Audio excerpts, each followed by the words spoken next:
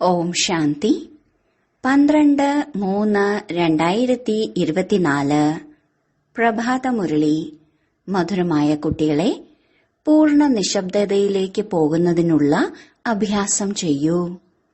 ബുദ്ധി ബാബയുടെ നേർക്കാണെങ്കിൽ ബാബയും നിങ്ങൾക്ക് അശരീരിയായി മാറുന്നതിനുള്ള ശക്തി നൽകും. ചോദ്യം: നിങ്ങൾ കുട്ടികൾക്ക് ജ്ഞാനത്തിന്റെ മൂന്നാമത്തെ നേത്രം ലഭിക്കുമ്പോൾ ഉണ്ടാകുന്ന സാക്ഷാത്കാരം എന്താണ്? ഉത്തരം: സത്യയുഗത്തിന്റെ ആരംഭം മുതൽ കലിയുഗത്തിന്റെ അന്ത്യം വരെ നമ്മൾ എങ്ങനെയെല്ലാം പാർട്ട് അഭിനയിച്ചു, ഇതിന്റെ മുഴുവൻ സാക്ഷാത്കാരവും ഉണ്ടാകുന്നു. നിങ്ങൾ മുഴുവൻ വിശ്വത്തിന്റെയും ആദി മുതൽ അന്ത്യം വരെയുള്ള എല്ലാ കാര്യങ്ങളും അറിയുന്നു. അറിയുന്നതിനെ തന്നെയാണ് സാക്ഷാത്കാരം എന്ന് പറയുന്നത്. ഇപ്പോൾ നിങ്ങൾ മനസ്സിലാക്കുന്നുണ്ട്, നമ്മൾ ദേവീ ഗുണങ്ങളുള്ള ദേവതകളായിരുന്നു, ആസുരീയ ഗുണങ്ങളുള്ളവരായി മാറിയിരിക്കുന്നു. ഇപ്പോൾ വീണ്ടും ദൈവിക ഗുണങ്ങളുള്ള ദേവതയായി മാറിക്കൊണ്ടിരിക്കുകയാണ്. ഇപ്പോൾ നമ്മൾ പുതിയ ലോകം, പുതിയ വീട്ടിലേക്ക് പോകും. ഓം ശാന്തി. കുട്ടികൾ ഓർമ്മയുടെ യാത്രയിൽ ഇരിക്കുകയാണ്. പരിധിയില്ലാത്ത അച്ഛൻ യാത്രയിൽ ഇരിക്കുന്നില്ല. ബാബ കുട്ടികൾക്ക് സകാശ്, അതായത് ശക്തി നൽകി സഹായിക്കുകയാണ്. അർത്ഥം ഈ ശരീരത്തെ മറവിപ്പിക്കുകയാണ്. കുട്ടികൾ ശരീരത്തെ മറക്കട്ടെ എന്ന് കരുതി അച്ഛൻ സഹായിക്കുന്നു. സകാശ് നൽകുന്നത് ആത്മാവിനാണ്. കാരണം ബാബ നോക്കുന്നത് തന്നെ ആത്മാക്കളെയാണ്. നിങ്ങൾ എല്ലാവരുടെയും ബുദ്ധി അച്ഛന്റെ അടുത്തേക്ക് പോകുന്നു. അച്ഛന്റെ ബുദ്ധി അല്ലെങ്കിൽ ദൃഷ്ടി കുട്ടികളുടെ നേരെയും പോകുന്നു. വ്യത്യാസമില്ലേ? ഡെഡ് സൈലൻസിന്റെ അഭ്യാസം ചെയ്യുന്നു. ശരീരത്തെ ഉപേക്ഷിച്ച് അതിൽ നിന്ന് വേർപെടാൻ ആഗ്രഹിക്കുന്നു. ആത്മാവ് മനസ്സിലാക്കുന്നു, എത്രത്തോളം ഓർമ്മിക്കുന്നുവോ അത്രത്തോളം ഈ ശരീരത്തിൽ നിന്ന് വേർപെടും. എങ്ങനെയാണോ സർപ്പത്തിന്റെ ഉദാഹരണം കാണിക്കുന്നത്, എന്തിനെയാണോ ഉദാഹരണമായി കാണിക്കുന്നത്, അതിന് തീർച്ചയായും എന്തെങ്കിലും പ്രത്യേകത ഉണ്ടാകും. നിങ്ങൾക്കറിയാം, നമ്മൾ ഈ ശരീരം ഉപേക്ഷിച്ച് തിരിച്ചു പോകും, പിന്നീട് വീണ്ടും വരും. ഈ കാര്യങ്ങൾ മറ്റാർക്കും അറിയില്ല. ഈ ഡ്രാമയെ ആരും അറിയുന്നില്ല. ഇന്നത് ഓർമ്മിച്ചാൽ നിങ്ങളുടെ വികർമ്മം വിനാശമാകും എന്ന് ആരും ഉറപ്പു നൽകുന്നില്ല.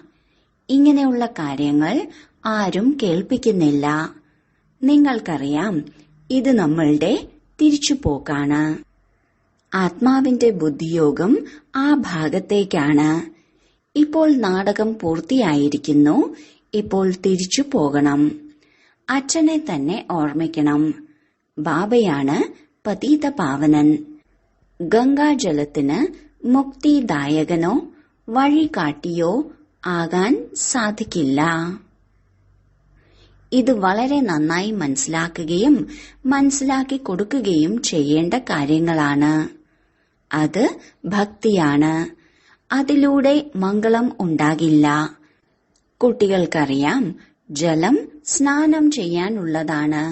ജലത്തിന് പാവനമാക്കാൻ ഒരിക്കലും കഴിയില്ല. ഭാവനയുണ്ടെങ്കിൽ അതിന് ഫലം ലഭിക്കും എന്നതും ശരിയല്ല.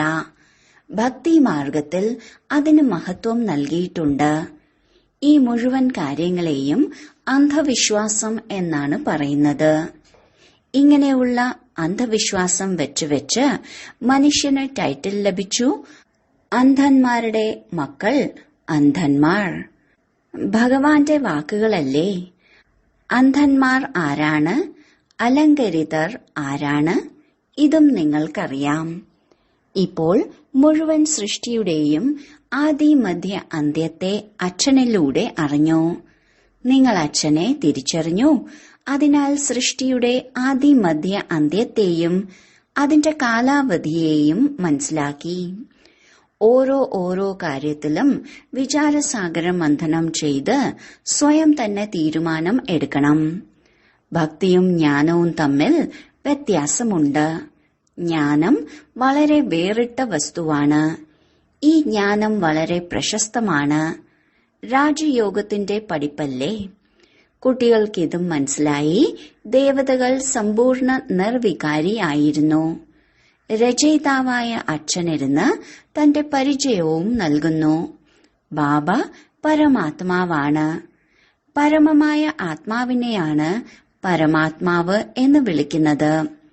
ഇംഗ്ലീഷിൽ സുപ്രീം സോൾ എന്ന് വിളിക്കുന്നു. സോൾ അർത്ഥം ആത്മാവ്. അച്ഛന്റെ ആത്മാവ് രൂപത്തിൽ വലുതൊന്നുമല്ല. നിങ്ങൾ കുട്ടികളുടെ ആത്മാവ് എങ്ങനെയാണോ അതുപോലെ തന്നെയാണ് അച്ഛന്റെ ആത്മാവും. കുട്ടികൾ ചെറുത്, അച്ഛൻ വലുത്, അങ്ങനെയൊന്നുമില്ല.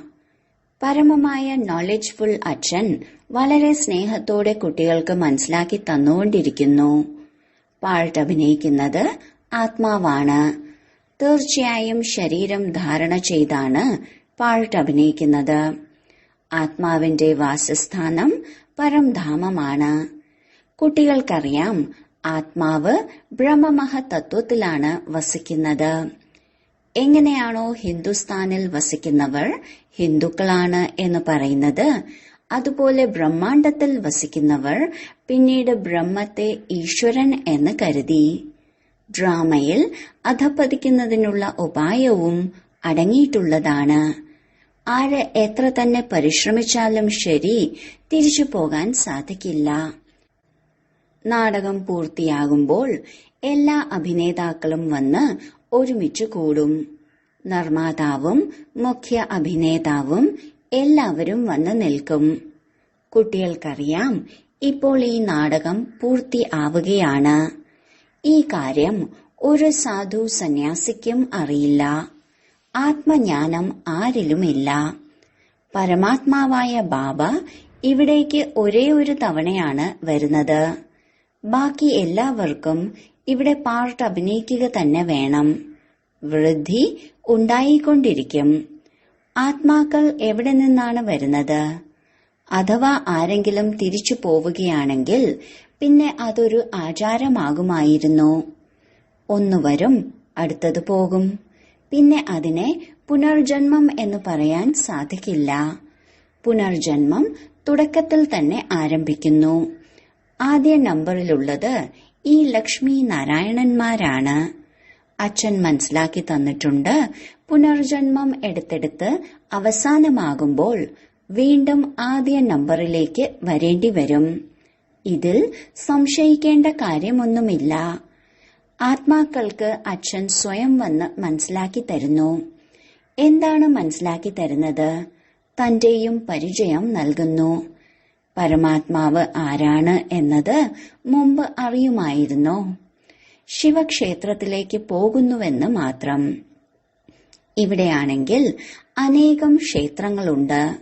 സത്യുഗത്തിൽ ക്ഷേത്രം, പൂജ ഇവയൊന്നും ഉണ്ടാകില്ല. അവിടെ നിങ്ങൾ പൂജ്യ ദേവീ ദേവതയായി മാറുന്നു. പിന്നീട് പകുതി കൽപ്പത്തിനു ശേഷം പൂജാരിയായി മാറുമ്പോൾ അവരെ ദേവീ ദേവത എന്ന് വിളിക്കാൻ സാധിക്കില്ല. പിന്നീട് ബാബ വന്ന് പൂജ്യരാക്കി മാറ്റുന്നു. മറ്റൊരു ദേശത്തിലും ഈ മഹിമയില്ല. രാമരാജ്യം, രാവണരാജ്യം എല്ലാം നിങ്ങളിപ്പോൾ മനസ്സിലാക്കി. രാമരാജ്യത്തിന്റെ കാലാവധി എത്രയാണ്? ഇത് തെളിയിച്ചു കൊടുക്കണം. ഇത് നാടകമാണ്. ഇതിനെ മനസ്സിലാക്കണം. ഉയർന്നതിലും ഉയർന്നത് അച്ഛനാണ്. ബാബ ജ്ഞാനസാഗരനുമാണ്. നമ്മൾ അച്ഛനിലൂടെ ഉയർന്നതിലും ഉയർന്നതായി മാറുന്നു. ഉയർന്നതിലും ഉയർന്ന പദവി ലഭിക്കുന്നു. അച്ഛൻ നമ്മളെ പഠിപ്പിക്കുകയാണ്. ദേവീ ഗുണവും ധാരണ ചെയ്യണം. കുട്ടികൾ വർണ്ണിക്കുന്നു, അങ്ങ് ഇങ്ങനെയാണ്, ഞങ്ങൾ ഇങ്ങനെയാണ്. ഈ സമയം നിങ്ങൾക്കറിയാം, നമുക്കിവരെ പോലെ സമ്പൂർണ്ണ നിർവികാരിയായി മാറണം. ബാബയെ ഓർമ്മിക്കുന്നതല്ലാതെ മറ്റൊരു ഉപായവുമില്ല. അഥവാ ആർക്കെങ്കിലും അറിയുമായിരുന്നെങ്കിൽ പറഞ്ഞു തരുമായിരുന്നു. ബ്രഹ്മം അല്ലെങ്കിൽ തത്വം നിർവികാരിയാണ് എന്നാരെങ്കിലും പറയുമോ? ഇല്ല. ആത്മാവാണ് നിർവികാരിയായി മാറുന്നത്. ബ്രഹ്മം അഥവാ തത്വത്തെ നിർവികാരി എന്ന് പറയാൻ കഴിയില്ല. അത് വസിക്കുന്നതിനുള്ള സ്ഥാനമാണ്. കുട്ടികൾക്ക് മനസ്സിലാക്കി തരികയാണ്, ആത്മാവിൽ തന്നെയാണ് ബുദ്ധി. ബുദ്ധി എപ്പോൾ തമോ പ്രധാനമായി മാറുന്നുവോ അപ്പോൾ വിവേകശൂന്യരായി തീരുന്നു.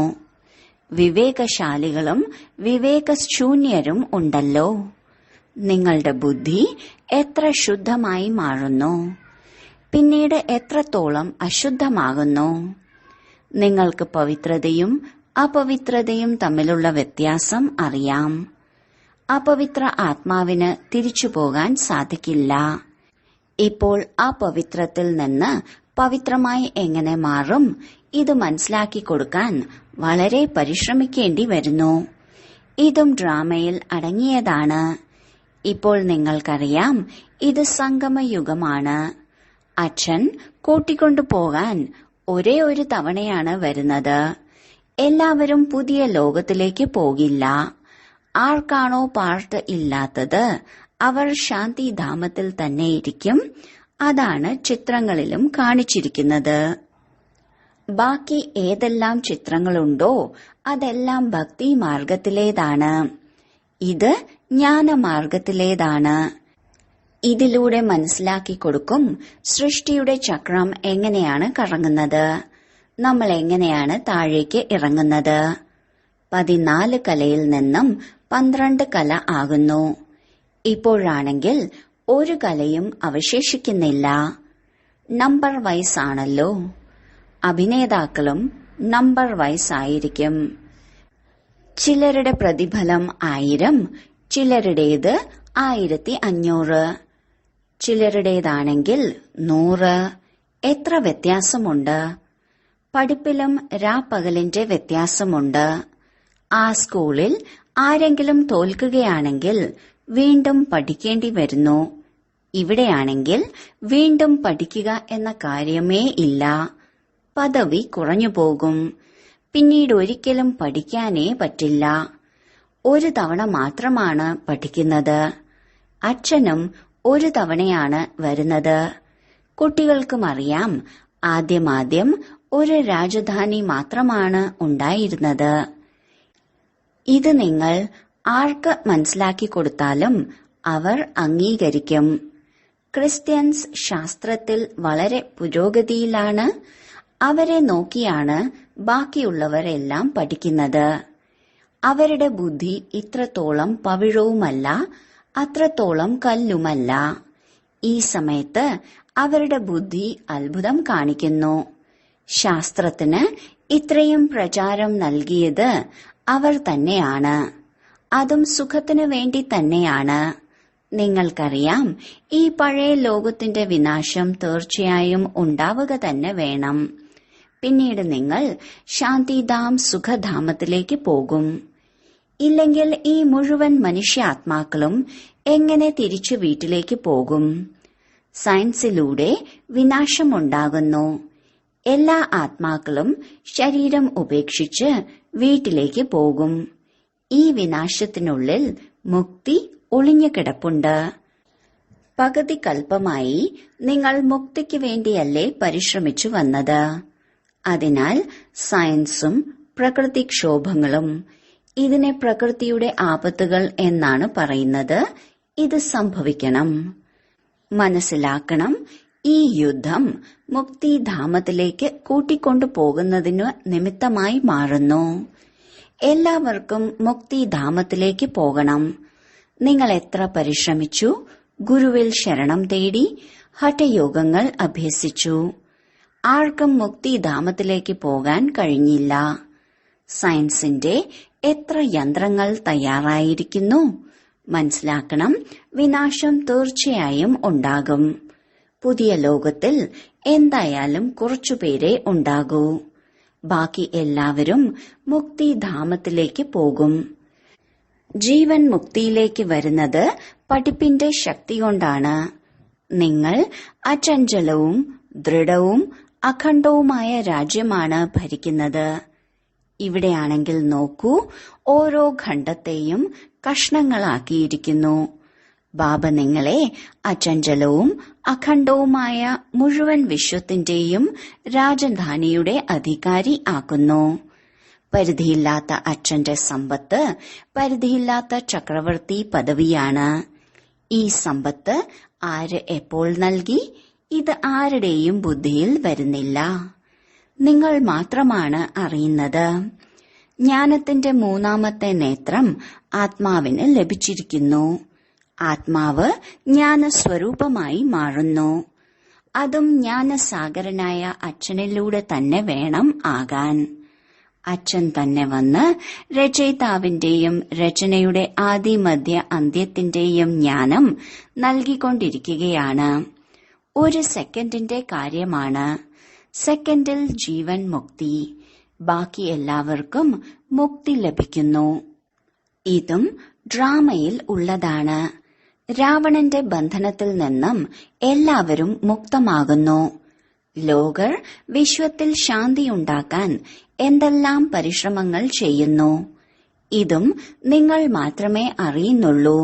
അതായത് വിശ്വത്തിലും ബ്രഹ്മാണ്ടത്തിലും ശാന്തി എപ്പോഴാണ് ഉണ്ടാകുന്നത് എന്ന്. ബ്രഹ്മാണ്ടത്തിൽ ശാന്തി എന്ന് പറയും. പിന്നീട് വിശ്വത്തിൽ ശാന്തി, സുഖം രണ്ടുമുണ്ടാകും. വിശ്വം വേറെയാണ്, ബ്രഹ്മാണ്ടം വേറെയാണ്. സൂര്യചന്ദ്രന്മാർക്കും ഉപരിയാണ് ബ്രഹ്മാണ്ടം. അവിടെ ഇതൊന്നും ഉണ്ടാകില്ല. അതിനെ സൈലൻസിന്റെ ലോകം എന്നാണ് പറയുന്നത്. ശരീരം ഉപേക്ഷിച്ച് സൈലൻസിലേക്ക് പോകും. നിങ്ങൾ കുട്ടികൾക്ക് അതും ഓർമ്മയുണ്ട്. നിങ്ങൾ ഈ സമയത്ത് അവിടേക്ക് പോകാൻ തയ്യാറെടുപ്പുകൾ നടത്തുകയാണ്. ബാക്കി ആർക്കും അറിയില്ല. നിങ്ങളെ കൊണ്ട് തയ്യാറെടുപ്പുകൾ നടത്തിക്കുകയാണ്. ബാക്കി ഈ യുദ്ധം മംഗളകാരിയാണ്. എല്ലാവരുടെയും കണക്ക് വഴക്കുകൾ ഇല്ലാതാകണം. എല്ലാവരും പവിത്രമായി മാറും. അഗ്നിയിലൂടെ സർവ വസ്തുക്കളും പാവനമായി മാറും. എങ്ങനെ ബാബയ്ക്ക് ഡ്രാമയുടെ ആദിമധ്യ അന്ത്യത്തിന്റെ അറിവുണ്ടോ, അതുപോലെ നിങ്ങൾ അഭിനേതാക്കൾക്കും ഈ ഡ്രാമയുടെ ആദിമധ്യ അന്ത്യത്തെ അറിയാം. അറിയുന്നതിനെ തന്നെയാണ് സാക്ഷാത്കാരം എന്ന് പറയുന്നത്. ഇപ്പോൾ നിങ്ങളുടെ ജ്ഞാനത്തിന്റെ മൂന്നാമത്തെ നേത്രം തുറന്നിരിക്കുന്നു. നമ്മൾ മുഴുവൻ വിശ്വത്തെയും സത്യയുഗം മുതൽ കലിയുഗത്തിന്റെ അന്ത്യം വരെയുള്ള മുഴുവൻ കാര്യങ്ങളെയും അറിഞ്ഞിരിക്കുന്നു. ബാക്കി ഒരു മനുഷ്യനും ഇതറിയില്ല. നിങ്ങൾ മനസ്സിലാക്കുന്നുണ്ട്, നമ്മൾ ദൈവീക ഗുണങ്ങളുള്ളവരായിരുന്നു. നമ്മൾ തന്നെയാണ് ആസുരീയ ഗുണങ്ങളുള്ളവരായി മാറിയത്. പിന്നീട് ബാബ വന്ന് ദൈവീക ഗുണങ്ങളുള്ളവരാക്കി മാറ്റുന്നു. ബാബ വരുന്നത് തന്നെ പതീതരെ പാവനമാക്കി മാറ്റുന്നതിനാണ്. ലോകത്തിലുള്ള മറ്റാർക്കും ഇതറിയില്ല. ഈ ദേവീ ദേവതാ വംശത്തിലുള്ളവർ തന്നെയാണ് പൂർണമായി 84 ജന്മങ്ങൾ എടുക്കുന്നത്. പാവനമായിരുന്നവർ പിന്നെ പതീതമായി മാറുന്നു. ഇത് ആരുടെയും ബുദ്ധിയിലില്ല. ഇപ്പോൾ നിങ്ങൾ മനസ്സിലാക്കുന്നുണ്ട്, ഇത് ജഡചിത്രങ്ങളാണ്. അവരുടെ കൃത്യമായ ഫോട്ടോ എടുക്കാൻ സാധിക്കില്ല. അവർ പ്രകൃതിദത്തമായി വെളുത്തവരാണ്. പ്രകൃതി പവിത്രമായതിനാൽ ശരീരവും പവിത്രമായിരിക്കും. ഇവിടെയാണെങ്കിൽ അപവിത്രമാണ്. ഈ വർണ്ണശബളമായ ലോകം സത്യയുഗത്തിൽ ഉണ്ടാകില്ല. കൃഷ്ണനെ ശ്യാമസുന്ദരൻ എന്ന് വിളിക്കുന്നു. സത്യയുഗത്തിൽ സുന്ദരനും കലിയുഗത്തിൽ ശ്യാമനും. സത്യയുഗത്തിൽ നിന്ന് കലിയുഗത്തിലെത്തുന്നത് എങ്ങനെയാണ്? നിങ്ങൾക്ക് നമ്പർ 1 മുതൽ എല്ലാം അറിയാം. കൃഷ്ണൻ ഗർഭത്തിലൂടെ ജനിച്ചു, ഉടൻ പേര് വെച്ചു. പേരെന്തായാലും വേണമല്ലോ. നിങ്ങൾ പറയും, കൃഷ്ണന്റെ ആത്മാവ് സത്യയുഗത്തിൽ സുന്ദരനായിരുന്നു, പിന്നീട് കറുത്തതായി മാറി. അതിനാലാണ് കൃഷ്ണനെ ശ്യാമനെന്നും സുന്ദരനെന്നും വിളിക്കുന്നത്. കൃഷ്ണന്റെ ജാതകം ലഭിക്കുക അർത്ഥം മുഴുവൻ വിശ്വത്തിന്റെയും ജാതകം ലഭിക്കുക എന്നാണ്. എത്ര രഹസ്യം നിറഞ്ഞതാണ്. പക്ഷെ ഇത് നിങ്ങൾ മാത്രമാണ് അറിയുന്നത്. ബാക്കി ആർക്കും അറിയില്ല.